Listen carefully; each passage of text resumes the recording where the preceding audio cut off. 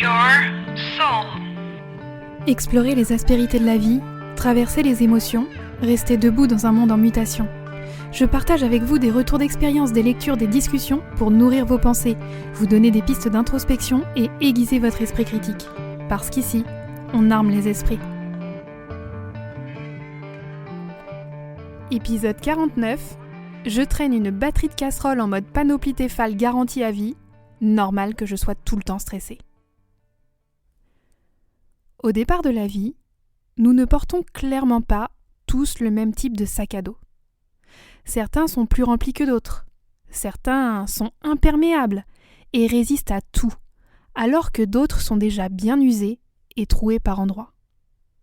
À l'intérieur, il y a parfois des choses utiles et parfois des choses que nous portons à notre insu ou que nous aurions aimé ne jamais devoir porter.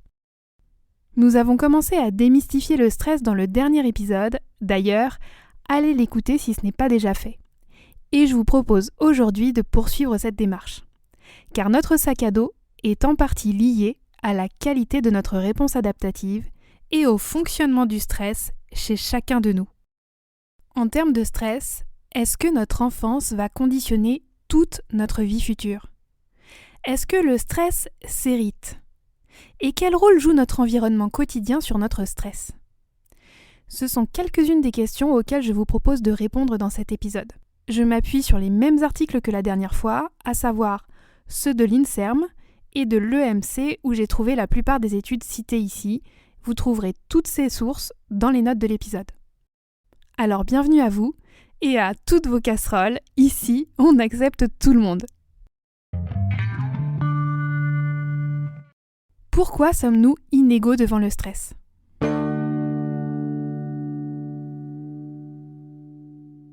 Nous l'avons vu dans l'épisode précédent, le stress n'est pas une question de volonté. Il est présent chez tout le monde, mais s'exprime de manière très variable d'un individu à l'autre. Certains vont s'effondrer à une moindre intensité de stress, d'autres seront plus résistants. Longtemps, on a analysé cette relation au stress comme la somme des forces et faiblesses d'un individu. Mais c'est bien plus complexe que ça, vous vous en doutez. La variabilité des réactions face au stress est issue d'une interaction complexe entre notre héritage génétique, notre histoire familiale et aussi nos toutes premières années de vie. Le stress dans la petite enfance et ses impacts de long terme. Nos fameux sacs à dos de début de vie vont inaugurer notre relation à notre environnement, au sens large. Et selon ce qui est présent dans ce sac à notre naissance et ce qui va s'y ajouter dans nos premières années de vie, nous construirons plutôt des facteurs de vulnérabilité ou des facteurs de résilience. Vous savez que nous sommes une espèce de mammifère dont le nouveau-né ne n'est pas complètement fini. Là où les petits girafons marchent en quelques heures, le petit humain, lui, met des mois et des mois à terminer son développement. C'est ce qu'on appelle la néoténie. Ainsi, les premiers mois de vie sont déterminants car notre matériel biologique continue de se construire. Et je ne parle pas là que de la croissance cérébrale postnatale. Il y a aussi la synaptogénèse, la myélinisation et notre système de régulation du stress. Notons au passage que c'est aussi cette particularité de la néoténie qui nous permet une certaine plasticité cérébrale. Alors pour étudier tout ça, des chercheurs de l'INSERM sont allés voir ce que faisait le stress sur le cerveau de bébés souris. Qu'ont-ils observé ? Eh bien, les bébés souris stressés modifiaient leur production précoce de myéline. Vous savez, la myéline, c'est ce qui sert de gaine isolante aux nerfs et qui améliore la conduction nerveuse.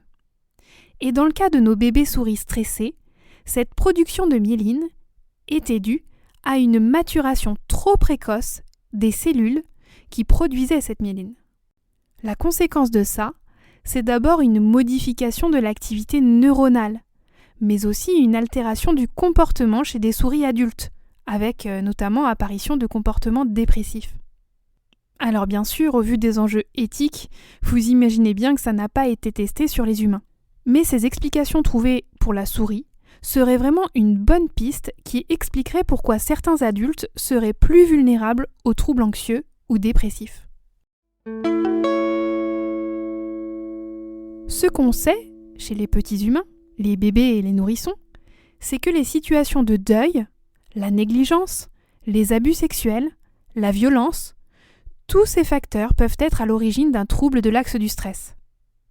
Concrètement, ça veut dire que ces personnes seront plus vulnérables à la dépression et au développement de maladies physiques. Une étude de Felitti de 98 portant sur 10 000 personnes a démontré que toutes ces expériences difficiles vécues pendant l'enfance exposaient les futurs adultes à plus de probabilités de développer des troubles cardiaques, des maladies pulmonaires chroniques, des maladies hépatiques et des cancers.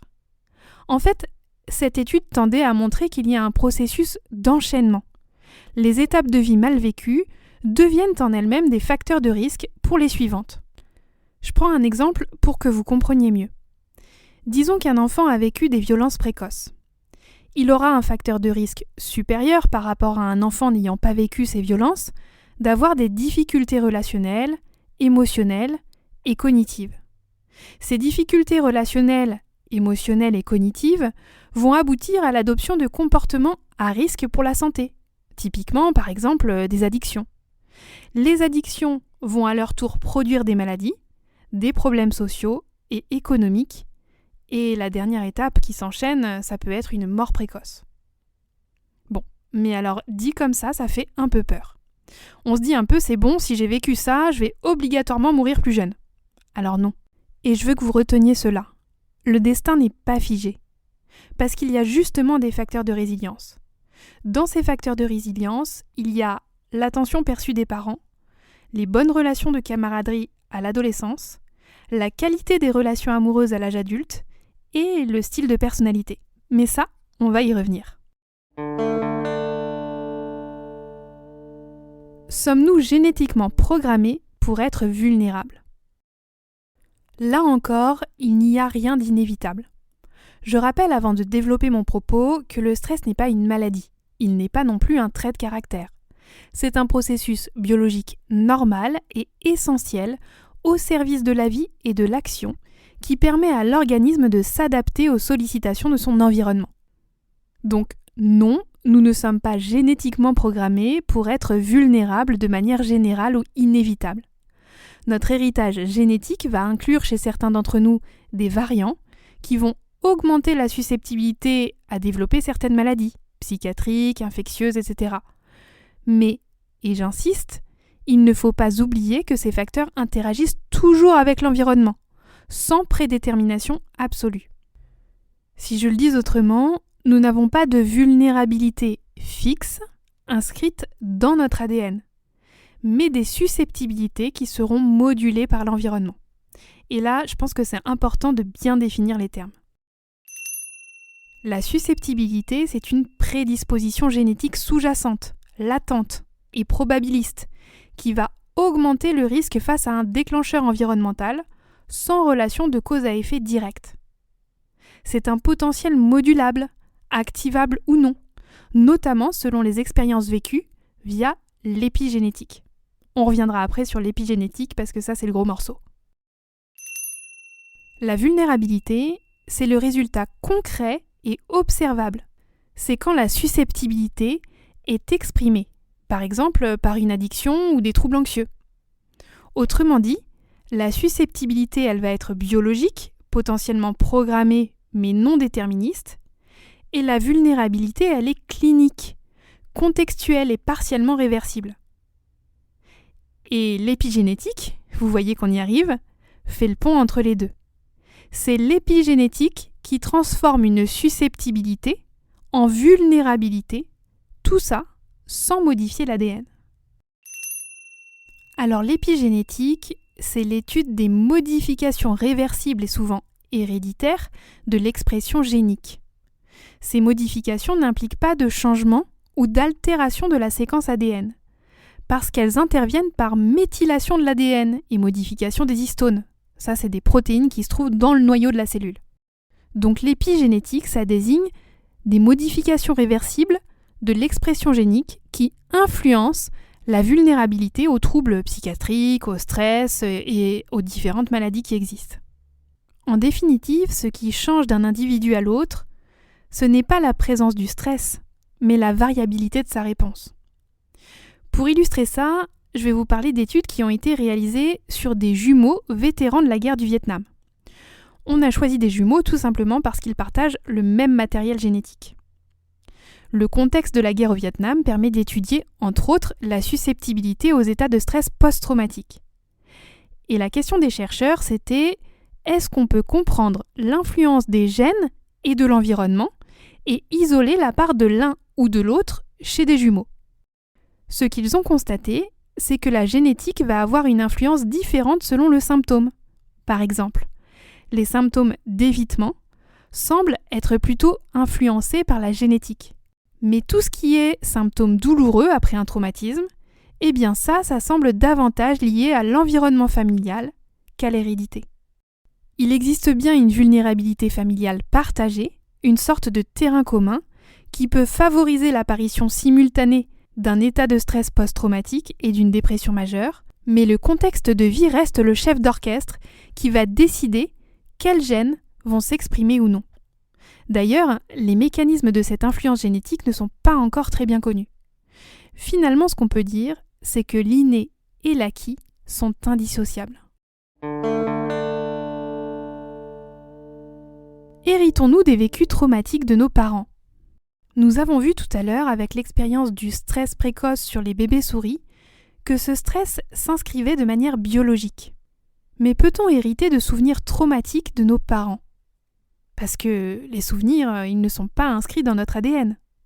Eh bien, les études cliniques récentes tendent à démontrer que nous héritons d'une vulnérabilité biologique et psychologique façonnée par l'histoire de nos parents. L'histoire des parents, l'histoire familiale, pèse sur la santé mentale de la descendance. Par exemple, il y a une étude qui a observé chez des réfugiés cambodgiens vivant aux USA que la présence d'un état de stress post-traumatique chez leurs parents multipliait par 5 le risque pour leurs enfants de développer eux-mêmes un état de stress post-traumatique. Une autre étude s'est intéressée à la résonance des traumatismes dans la descendance. Rachel Yehuda a observé que chez les survivants de l'Holocauste, il y avait une corrélation très forte entre l'intensité des pensées intrusives des parents et celles présentes chez leurs enfants devenus adultes. Par ailleurs, ces enfants étaient significativement plus enclins à développer un état de stress post-traumatique s'ils vivaient un événement à potentiel traumatique, bien sûr. Donc ça veut dire concrètement que si vous êtes clinicien, il est important d'aller rechercher systématiquement les états de stress post-traumatique dans l'histoire familiale, dans les antécédents, si vous êtes devant un patient ayant lui-même un état de stress post-traumatique. Bon, et puis on n'a pas abordé le temps de la grossesse, un temps hyper important. Et le stress prénatal chez la mère peut influencer directement la réactivité au stress du nouveau-né et son développement futur. Encore une fois, il n'y a pas de relation de cause à effet direct, il n'y a pas de déterminisme. Mais le vécu des parents crée une trajectoire de vulnérabilité pour l'enfant, si je le dis comme ça. Cela constitue un héritage de fragilité qui rendra l'organisme plus réactif face à l'adversité. Y a-t-il des profils plus exposés ? On a déjà en partie répondu à cette question en évoquant tout à l'heure la susceptibilité génétique et la vulnérabilité. Mais si on pousse un petit peu plus loin la réflexion, la question devient: est-ce qu'il y a des profils de personnalité qui seraient plus susceptibles d'être stressés de manière intense ou chronique ? Eh bien, la réponse à cette question, c'est clairement oui. Notre personnalité, c'est un peu comme un filtre qui va venir colorer notre vision du monde. Nous allons donc percevoir le monde d'une certaine façon et exprimer en retour des réactions émotionnelles, comportementales. Autrement dit, au-delà de percevoir le monde, nous allons le vivre et y réagir. Et notre profil de personnalité va déterminer l'intensité de notre réaction biologique face aux événements.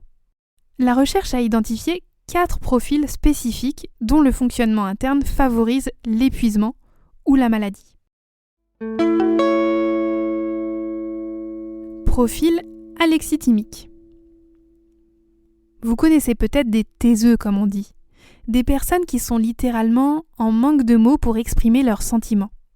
Ce sont des gens qui ont des difficultés à identifier ce qui se passe à l'intérieur d'eux, à différencier leurs émotions, à les décrire. C'est ce qu'on appelle l'alexithymie. Ce n'est pas une maladie, mais bien un trait de personnalité.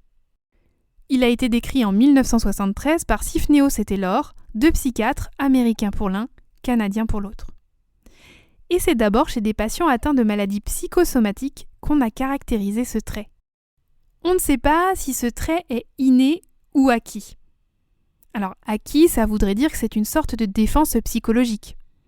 Et il est possible en fait qu'il y ait un peu des deux, inné et acquis. L'hypothèse clinique est la suivante. La personne alexithymique a plus de mal à reconnaître et prendre conscience de l'émotion. Donc, plus de mal à l'exprimer. Et in fine, plus de mal aussi à la métaboliser, à la digérer. La vie intérieure, l'accès à l'imaginaire et aux fantasmes serait donc plus difficile. Par ailleurs, on sait combien les émotions et ce qu'on se dit sur ces émotions est important pour la construction de soi et la conceptualisation de notre vision du monde. Finalement, ce déficit d'intégration psychique des situations émotionnelles et les conséquences qui vont avec soumettrait l'organisme à une plus grande tension, que ce soit au niveau physiologique, comportemental, cognitif ou social, et donc exposerait la personne à développer plus de problèmes de santé. Le névrosisme.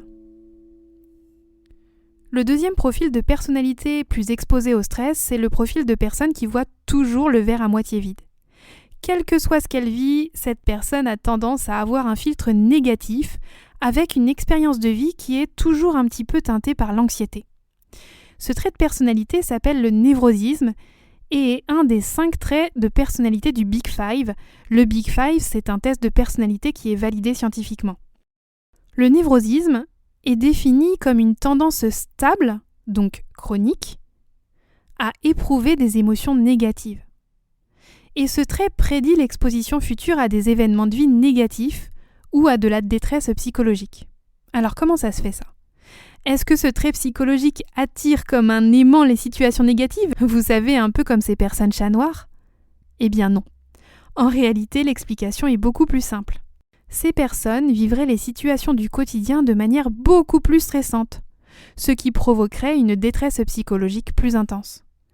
Un peu comme si leur seuil de tolérance était très bas, et donc elles seraient vite débordées et finalement incapables de gérer de manière ajustée ou adéquate les situations qui se présentent dans leur vie.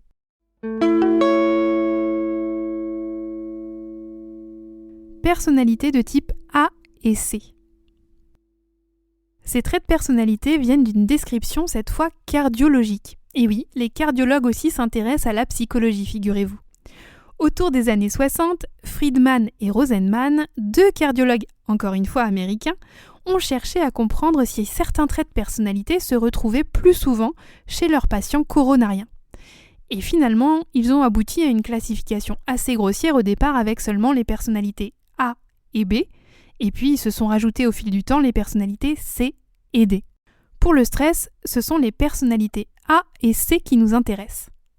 La A, c'est une personne qui est en permanence dans un vécu d'urgence, qui a une franche tendance à l'hostilité, qui est impatiente, qui se met souvent en colère et facilement. C'est une personne en hyper-réactivité permanente, à la fois psychologique et physiologique. Et la personnalité de type C, c'est une personne qui est dans l'évitement du conflit, qui utilise le déni, la suppression des émotions, typiquement une personne qui ne traverse pas sa colère. C'est aussi une personne qui se plie un peu trop aux exigences des autres, qui est dans une hyper-rationalité et un contrôle rigide de ses états émotionnels. Alors une organisation comme ça tient assez longtemps, tant que les événements de vie ne s'accumulent pas trop. Mais un jour, la goutte d'eau fait déborder le vase, et c'est là que peuvent apparaître, entre autres symptômes, des symptômes dépressifs. Alors maintenant que vous êtes au clair sur les facteurs internes et familiaux, voire transgénérationnels, il est temps de se demander si l'environnement extérieur, le travail, peuvent aussi avoir un impact sur notre état de stress. Le stress serait-il aussi une affaire de contexte ?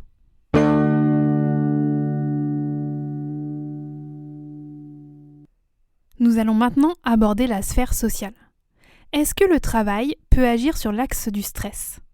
Bon, celle-ci, elle est facile. Je pense que tout le monde peut répondre. Est-ce qu'il y a des ressources, des facteurs de résilience dans notre environnement social direct ? Voilà une question intéressante parce qu'elle peut amener à des changements concrets pour se protéger du stress chronique.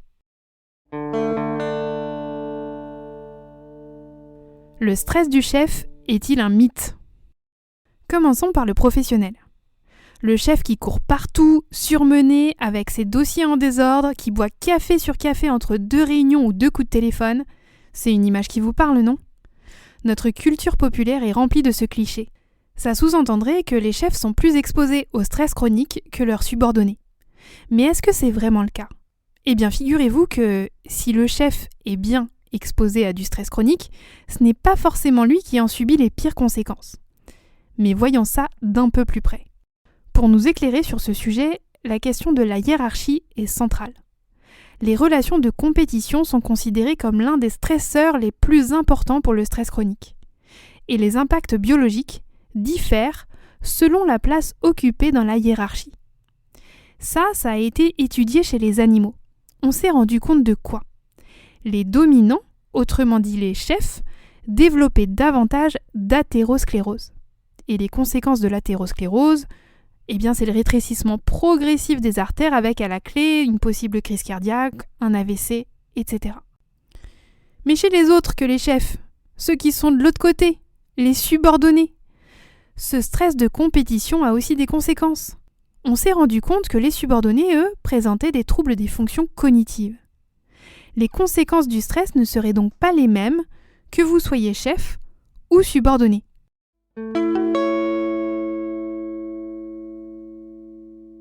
En réalité, plus que la notion de responsabilité, c'est la question de l'autonomie qui est centrale dans cette histoire. Le sociologue américain Robert Karasek a publié dans les années 80 son modèle, le modèle Karasek. Ce modèle étudie le stress au travail et analyse les interactions entre l'exigence des demandes et l'autonomie laissée à la personne, sa latitude décisionnelle. C'est un modèle qui est encore largement utilisé dans le monde du travail et validé au niveau international. De quoi parle-t-on ici quand on parle d'autonomie ? De plusieurs choses. De l'élaboration de conflits psychiques, de la capacité à peser sur les décisions, de la possibilité de choisir des modes opératoires et pouvoir en expérimenter de nouveaux. Le stress devient délétère quand les situations combinent plusieurs facteurs. 1. Une forte demande psychologique, c'est-à-dire en clair une charge de travail élevée avec des délais serrés et une complexité émotionnelle. Et 2. Une faible latitude décisionnelle, c'est-à-dire que le subordonné a peu d'autonomie et ne pèse pas sur les décisions finales. En gros, il n'a aucune marge de manœuvre, quoi. Les risques qui en découlent sont psychosociaux et cardiovasculaires. Dans cette configuration, le chef, finalement, subira moins les conséquences de ce stress délétère que son subordonné. Bon, mais ce qui est important à retenir ici, c'est aussi que le vécu du stress est une affaire subjective. Et le fait de se sentir désavantagé, avec un état émotionnel négatif prolongé, ça c'est un facteur de risque pour le stress chronique. Ce que je veux dire par là, c'est que notre perception d'une situation est éminemment importante, et bien plus que la difficulté sociale objective à surmonter en elle-même, si on peut parler d'objectivité ici.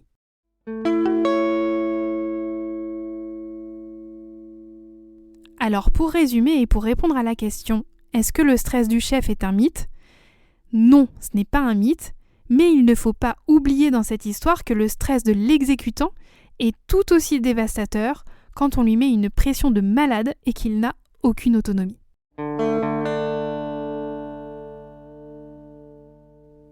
Le stress est-il parfois une réaction saine à un milieu malsain ?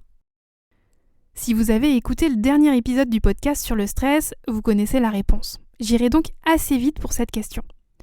On l'a dit, le stress, c'est pas une maladie, il est une réponse qui permet à l'organisme de s'adapter en permanence aux sollicitations de son environnement pour assurer sa survie.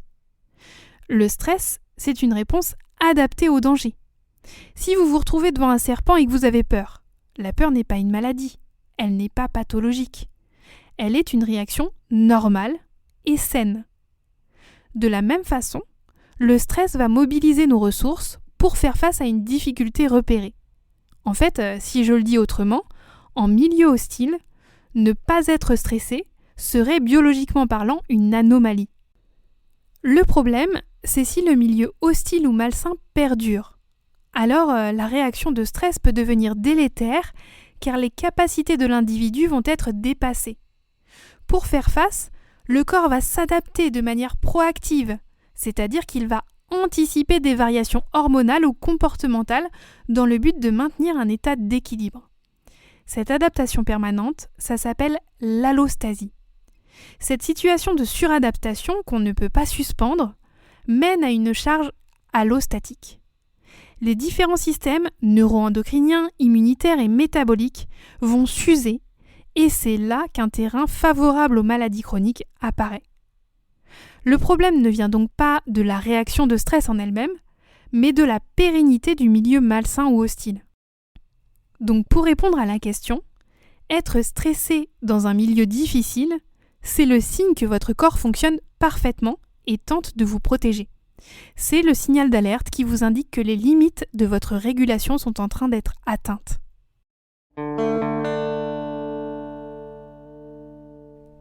Les amis, bouclier contre le stress chronique ? Comme le dit si bien la formule consacrée, les amis, c'est la vie. Et pour le stress chronique aussi. Quand je dis ça, il ne s'agit pas juste de comprendre que les amis c'est cool, c'est du bonus. Non. Les amis, autrement dit le soutien social, jouent comme un véritable bouclier contre le stress chronique. C'est un axe central de régulation biologique et psychique face aux agressions. En fait, le soutien social, c'est une forme de coping. Vous vous souvenez, j'en ai parlé dans l'épisode précédent. Le coping, c'est tous les efforts comportementaux et cognitifs que l'on va faire pour mieux tolérer une situation et la traverser plus sereinement. Ce coping, cet ajustement, il va se faire de deux manières, sur l'émotion elle-même et sur le problème. Je prends un exemple. Quand je sollicite un ami parce que je ne vais pas bien, cela peut m'aider à traverser ce moment, à réguler ma détresse. Par ses mots, par sa présence, par l'accolade qu'il m'offrira, cet ami me permet de trouver la ressource pour traverser mon émotion. Et si j'arrive à traverser mes émotions sans être complètement débordée et absorbée par elles, alors je vais pouvoir octroyer une partie de mon énergie psychique à la résolution du problème qui provoque mon état. Et encore une fois, l'entourage peut à ce moment être une véritable ressource. C'est la copine qui vous donne un conseil, le copain qui vous renvoie à ce podcast à écouter pour vous donner des pistes, ou alors qui vous parle de ce professionnel qui pourra vous aider. Grâce à tout ça, je peux commencer à élaborer des stratégies concrètes pour résoudre mon problème. Vous voyez bien dans cet exemple que les deux thématiques, émotion d'une part, problème d'autre part, ont été traitées.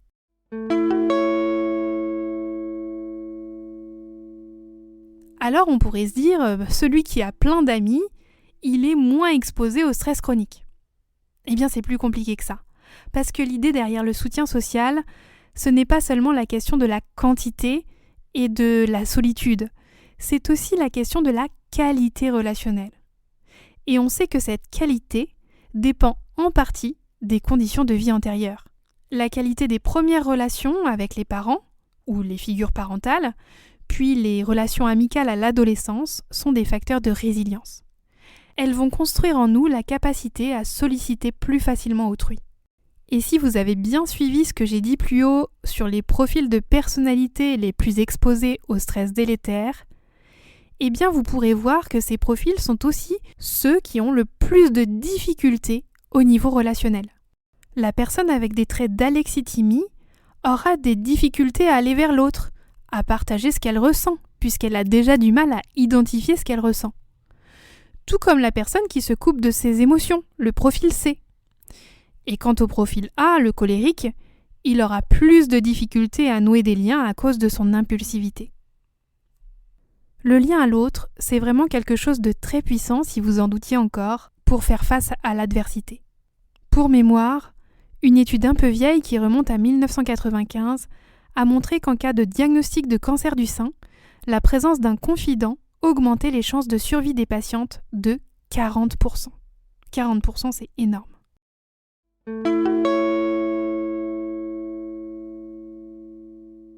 Donc si je résume, oui, les amis, c'est la vie, et littéralement. La qualité relationnelle avec une personne prime sur la quantité d'amis. Avoir une relation intime positive est un facteur de protection biologique probablement bien plus puissant qu'un large réseau de connaissances superficielles. Conclusion.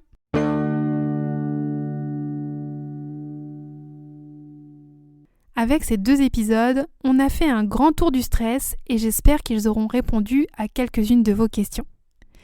Le message que je veux vous faire passer, c'est que rien n'est déterminé d'avance. Oui, nous ne partons pas tous avec le même sac à dos. Et non, nous ne sommes pas égaux face au stress.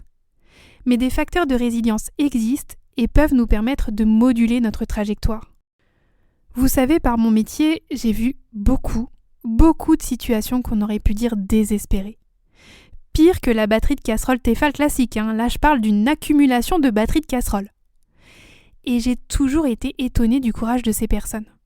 Là où on aurait pu penser, pas la peine d'aller plus loin, cette personne va se traîner ça toute sa vie, eh bien non. Elle trouvait des chemins, des stratégies d'adaptation. Bien sûr que ça ne se fait pas en un jour, pas en une fois, et il n'y a pas de recette universelle. C'est en expérimentant, en se trompant, en traversant de vives émotions parfois, et toujours en recommençant. Le point commun de toutes ces personnes, c'est qu'en plus de recommencer, elles étaient capables d'aller chercher de l'aide et du soutien. Pas forcément un psy, mais quelqu'un de la famille, un ami, un proche. Face à un stress délétère, l'ajustement est parfois interne. Mieux se connaître, identifier son profil, ses vulnérabilités, ses besoins. Parfois il est externe, changer de cadre, savoir poser des limites, identifier ce qui dépend de soi ou de son environnement. Et souvent il est relationnel. Accepter de ne pas tout traverser seul, demander de l'aide. La vulnérabilité n'est pas une identité, ni une faiblesse de caractère. C'est simplement le signe que vous êtes humain. Venez me dire ce que cet épisode a évoqué pour vous. Partagez-le et mettez des étoiles sur vos applis préférés pour le faire connaître. Dans le prochain épisode, je vous proposerai d'explorer un outil pratique de connaissance de soi qui, justement, passe aussi par le regard de l'autre. Merci pour votre écoute. Je vous dis à très bientôt.